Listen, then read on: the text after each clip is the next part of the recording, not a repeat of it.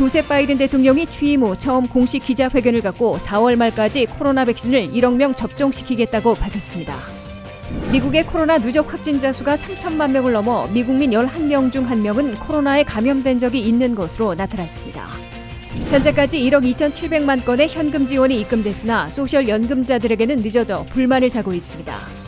미 신규 실업수당 청구 건수가 지난주 68만 4천 건으로 최저치를 기록해 고용과 경제 회복에 청신호가 켜졌습니다. 사형 집행 건수가 두 번째로 많았던 버지니아주가 사형 제도를 폐지했습니다. 시청자 여러분 안녕하십니까? 워싱턴 뉴스 투데이입니다. 조셉 바이든 대통령이 취임 후 처음으로 공식 기자회견을 갖고 취임 100일인 4월 말까지 코로나 백신을 2억 회, 1억 명을 접종시키겠다고 새로운 목표를 밝혔습니다. 이는 당초 목표였던 1억 회 접종이 지난 주말 도착했기 때문에 백신 접종 목표를 2배로 높여 전 국민 백신 접종과 그에 따른 코로나 사태와 경제난 탈출을 획기적으로 앞당기겠다는 의지로 해석되고 있습니다. 한면태 기자의 보도입니다. 조셉 바이든 대통령이 취임한 지 65일 만에 첫 공식 기자회견을 갖고 1시간 동안 코로나 백신과 경기 부양책, 국경위기와 이민개혁, 북한과 중국 문제 등 대내외 현안에 대한 질문을 받고 정책 목표와 입장, 해법 등을 제시했습니다. 바이든 대통령은 최우선시하고 있는 코로나 사태 탈출을 위해 백신 접종 목표를 2배로 높여 전 국민 백신 접종, 그에 따른 코로나 사태와 경제난 탈출을 획기적으로 앞당기겠다는 의지를 천명했습니다. 바이든 대통령은 코로나 백신을 취임 100일인 4월 말까지 2억 회분 1억 명에게 접종시키겠다고 새 목표를 발표했습니다. We will, by my 100th day in office, have administered 200 million shots in people's arms. That's right, 200 million shots in 100 days. I know it's ambitious. Twice our original goal. 바이든 대통령은 당초 목표였던 1억 회 접종을 지난주 금요일에 달성했다며 취임 100일까지 2억 회, 1억 명에게 접종을 완료키로 목표를 2배로 높인 것이라고 강조했습니다. 바이든 행정부가 4월 말까지 2억 회, 1억 명에 대한 코로나 백신 접종을 완료할 경우 전체 접종 대상자 2억 6천만 명의 약 40% 가까이 접종을 완료하게 됩니다.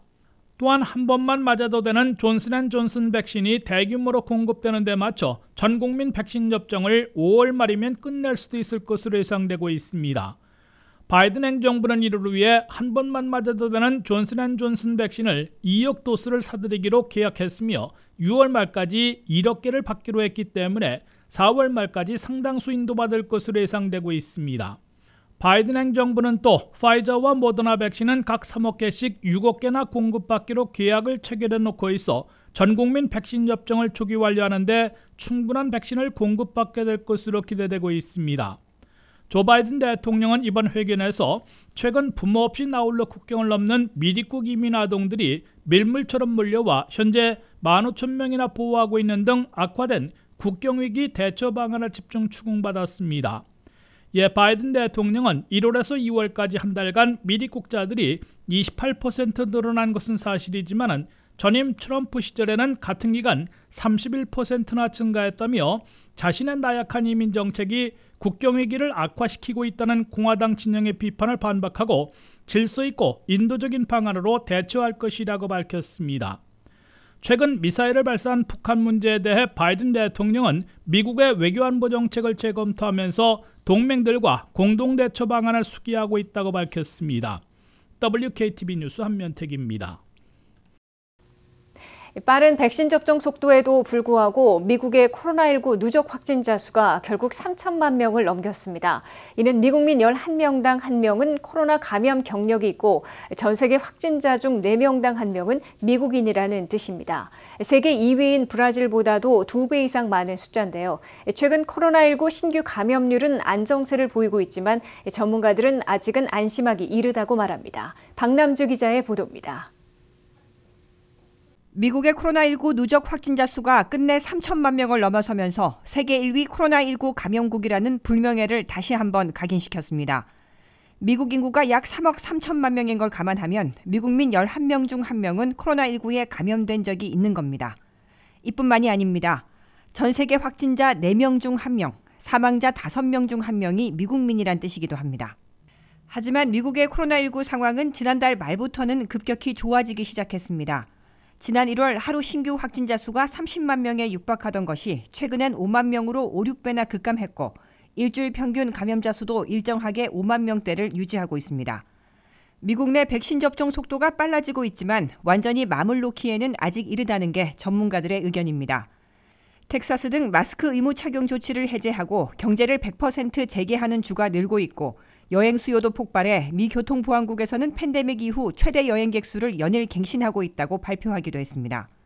앤서니 파우치 소장도 아직은 코로나19에 대한 승리를 선언할 준비가 돼 있지 않다고 말하고 있습니다. AP통신에 따르면 현재 65세 이상의 미국인의 70%가 최소한 한 번의 백신을 접종했습니다. 미 질병통제예방센터 CDC는 하루 백신 접종 인원을 약 250만 명으로 보고 있습니다. 미국 전체 인구의 약 25%가 최소 한 번의 백신을 접종했고 약 14%는 백신 접종을 완료했습니다. 미국의 각 주정부는 백신 접종 확대에 박차를 가하고 있습니다. 뉴욕타임즈는 40개 주가 오는 5월 1일까지 모든 성인으로 백신 접종을 확대하라는 조 바이든 대통령의 방침을 준수할 수 있을 것이라고 전했습니다. 미국은 화이자와 모더나, 존슨앤존슨 등 3가지 백신을 사용 중에 있습니다. 논란이 불거진 아스트라제네카의 백신은 승인을 받지 못해 비축만 하고 있습니다. WKTV 뉴스 박남주입니다. 바이든 미국 구조법에 따른 1,400달러씩의 현금 지원이 17일과 24일 등 두 차례에 걸쳐 모두 1억 2,700만 건, 3,250억 달러를 지급해 전체의 78%를 보낸 것으로 IRS가 발표했습니다. 그러나 가장 절실한 소셜 연금자 등에게는 늦어지고 있어 불만을 사고 있습니다. 보도에 한면태 기자입니다. 미국민 1억 6천만 가구에 지급되고 있는 1,400달러씩의 현금 지원금이 2주간 전체 78%인 1억 2,700만 건, 3,250억 달러나 지급됐으나 가장 절실하게 기다리고 있을 소셜 시큐리티 연금 수혜자 등에게는 늦게 보내고 있어 논란을 불러일으키고 있습니다. IRS는 지난 17일에 이어 24일에도 2차분을 지급해 두 차례에 걸쳐 모두 1억 2,700만 건, 3,250억 달러를 지급했다고 발표했습니다. 이는 전체 현금 지원 대상 1억 6천만 건에서는 79.5%, 총액 4,220억 달러에서는 77%를 기록한 겁니다. 이 가운데 은행 계좌 입금은 지난 17일 9천만 건에 2,420억 달러에 이어 24일에 1,700만 건, 380억 달러 등 현재까지 거의 대부분인 1억 700만 건으로 2,800억 달러를 입금 완료했습니다. 페이퍼 체크는 1차 15만 장 4억 4,200만 달러어치를 보낸 데 이어 2차로 1,500만 장 340억 달러어치를 우송했습니다. EIP 데비카드는 24일에 처음으로 500만 개 110억 달러어치를 발급해 우편으로 보냈습니다. 경제 분석 기관들은 전체 지급 대상 1억 6천만 가구 가운데 대부분인 1억 1,300만 가구는 계좌 입금되고 3,500만 가구는 종이 체크, 1,200만 가구는 데비카드로 받고 있는 것으로 추산하고 있습니다. 그럴 경우 계좌 입금은 600만 건, 종이 체크는 2천만 장, 데비카드는 700만 개가 앞으로 더 보내질 것으로 예상되고 있습니다. 하지만 현금 지원금을 가장 절실하게 기다리고 있을 사회보장연금 수령자 등 주로 노년층과 장애인, 저소득층이 가장 늦게 받고 있어 불만과 논란을 사고 있습니다. 연방 하원 세입위원장인 민주당의 리처드 닐 하원 의원을 비롯한 위원장급 중진 의원들은 연대 서명한 소안을 IRS 국세청장과 사회보장국 국장에게 보내 소셜 시큐리티 연금을 받고 있는 노년층과 장애인 그리고 자영운행들 가운데 상당수가 아직 현금 지원금을 받지 못하고 있다며 신속 지급을 촉구했습니다. 이들의 대세는 IRS와 사회보장국이 협력해야 계좌 입금이 가능하고 상당수는 세금 보고를 하지 않아도 되는 non-filer들이어서 계좌 입금 대신 종이 체크를 발송하려 하고 있어 늦어지고 있는 것으로 해석되고 있습니다. 현재 미국에서는 사회보장연금을 받고 있는 수혜자들이 6,183만 명이나 되는데 그중 65세 이상 노년층은 4,850만 명이고 장애인들은 741만 명으로 나타났습니다. 극빈층에 대한 SSI, 현금 보조를 받고 있는 미국인들은 노년층 100만여 명, 장애인 430만여 명 등 531만 명으로 집계되고 있습니다. WKTV 뉴스 한면택입니다. 미 전역에서 신규 실업수당 청구 건수가 지난주 68만 4천 건으로 팬데믹 1년 동안 최저치로 감소해 고용과 경제 회복에 속도를 내고 있다는 청신호가 켜졌습니다. 다만 실업수당을 받고 있는 실직자들은 아직 소폭 증가하며 1,900만 명에 가까워 고용시장의 완전한 회복은 시간이 걸릴 것으로 보입니다. 김지수 기자가 보도합니다. 코로나 백신 접종과 경제활동 재개로 미국의 고용시장이 뚜렷하게 개선되고 있습니다. 미 전역에서 새로 실업수당을 신청한 신규 실업수당 청구 건수는 지난주 68만 4천 건으로 연방노동부가 집계했습니다. 이는 전주 78만 1천 건에서 9만 7천 건 줄어든 것이자 지난해 3월 코로나 사태가 본격화된 지 1년 동안 최저치를 기록한 겁니다. 특히 팬데믹 이전의 최고치였던 대불경기 때의 69만 5천 건보다 아래로 떨어진 것이어서 고용시장이 뚜렷하게 회복되고 있음을 보여주고 있습니다. 워싱턴 수도권 일원에서는 전국 추세와는 달리 소폭 늘어났습니다. 버지니아에선 신규 실업수당 청구 건수가 지난주 2만 8,200건으로 전주보다 12,700건이나 증가했으며 메릴랜드에서는 1,600건으로 1,700건 늘어났습니다. 인구가 가장 많은 캘리포니아에서는 9만 5,900건이 신청돼 전주보다 13,500건 줄어들었고 뉴욕에서는 4만 1,500건으로 5,800건 감소했습니다. 플로리다는 13,900건으로 6,500건 줄었으며 조지아에서는 2만 3,000건으로 1,700건 축소됐습니다. 다만 연방 실업수당의 지속적인 시행 때문인지 실업수당을 받고 있는 실직자들은 여전히 증가 추세를 보이고 있습니다. 3월 6일 현재 실업수당을 받고 있는 전체 실직자들은 모두 1,895만 3천 명으로 집계됐습니다. 이는 전주의 1,821만 9천 명에 비해 73만 4천 명 늘어난 겁니다. 그 가운데 고용보험으로 지급하고 있는 각 주별 레귤러 실업수당은 445만 9천 명으로 8만 9천 명 감소했습니다. 반면 레귤러 수당을 신청할 수 없었던 자영업자, 임시직들이 받고 있는 연방실업수당 PUA는 773만 5천 명으로 11만 9천 명 늘어났습니다. 특히 장기 실직자들이 연장해 받고 있는 연방실업수당 PEUC는 555만 1천 명으로 무려 73만 5천 명 급증했습니다. 현재 연방실업수당은 주당 $300를 그대로 유지해 9월 6일까지 제공되고 있습니다. 이에 따라 두 가지 연방실업수당을 받는 실직자들은 당분간 지속적으로 늘어날 것으로 보입니다. WKTV 뉴스 김지수입니다. 사형 집행 건수가 두 번째로 많았던 버지니아주가 사형 제도를 폐지했습니다. 이로써 사형 제도를 없앤 주는 23개 주로 늘어났습니다. 랄프 노덤 버지니아 주지사는 그린스빌 교정센터의 사형 집행실을 둘러본 뒤 법안에 서명했습니다. 노덤 주지사는 100% 확신 없이 극한의 처벌을 내릴 수 없고 사형 제도가 그간 불균형적으로 적용돼 왔다며 사형제 폐지의 필요성을 강조했습니다.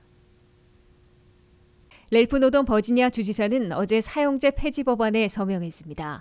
이번 법안은 사형제가 유색인종, 정신질환자, 빈곤층에 불균형적으로 적용돼 왔다고 주장해온 민주당의 오랜 투쟁의 정점이라고 AP통신이 보도했습니다. 하지만 공화당은 사형제도는 가혹한 범죄에 대한 선고 옵션으로 남아 있어야 한다며 피해자와 그 가족에게 정의를 가져다 주기 위한 제도라고 주장해왔습니다. 버지니아주 의회는 2년 동안 민주당이 과반을 장악하면서 지난달 상원과 하원이 사형 금지 조치를 통과시킨 바 있습니다. 민주당 소속인 노덤 주지사는 그린스빌 교정센터의 사형 집행실을 둘러본 뒤 법안에 서명했습니다. 버지니아의 사형 집행실은 1990년대 초반 버지니아주 교도소에서 이곳으로 옮겨진 뒤 102명의 사형을 집행했습니다. 노덤 주지사는 오늘부로 버지니아주에서 사형을 집행할 장소는 없다고 말했습니다. 그는 1973년 이래 170명 이상의 사형수가 결백을 밝힌 후 죽음에서 해방됐다면서 사형이 흑인에게 불균형적으로 적용돼 왔고 항상 올바른 것이 아닌 흠이 있는 사법제도의 산물이라고 언급했습니다. 사형정보센터에 따르면 버지니아주는 1976년 대법원이 사형제를 복원한 이후 113명의 사형을 집행했고 집행 건수로는 텍사스에 이어 두 번째로 많았습니다. 현재 버지니아주의 사형수는 2004년 전 여자친구와 두 자녀 그리고 그녀의 오빠를 살해한 혐의로 사형 선고를 받은 앤서니 주니퍼 그리고 2005년 경찰을 살해한 혐의로 사형을 선고받은 토마스 포터 등 2명만 남은 것으로 알려졌습니다. 이들은 이제 사형제 폐지에 따라 가석방 없는 종신형으로 바뀌게 됩니다. 현재 사형제를 폐지한 주는 버지니아주를 포함해 23개 주이며 그 외 3개 주는 사형 집행 유예 기간을 두고 있습니다. 사형제 금지법이 통과되자 사형제 반대론자들은 범죄를 예방하기 위해서는 무거운 형벌이 아닌 확실한 형벌이라며 사형 집행을 하는 남부에서 사형의 종말을 알리는 계기가 될 것이라고 밝혔습니다. 한편 사형제를 지지한 공화당원들은 새 법에 대한 실망감을 나타냈습니다. 사형제 폐지 이후 살인사건이 더 늘어난 경우를 예로 들면서 버지니아주가 덜 안전해질 수 있다고 우려를 나타냈습니다. 살인범에게 피살당하는 것이 최악의 인권 침해라고 볼 때 살인범죄를 억제함으로 무고한 피해자를 줄이는 일이야말로 진정한 인권 보장이라는 겁니다. 또한 상대적으로 경미한 처벌을 받는 경우 생길 수 있는 보복범죄 가능성도 있다고 주장해왔습니다.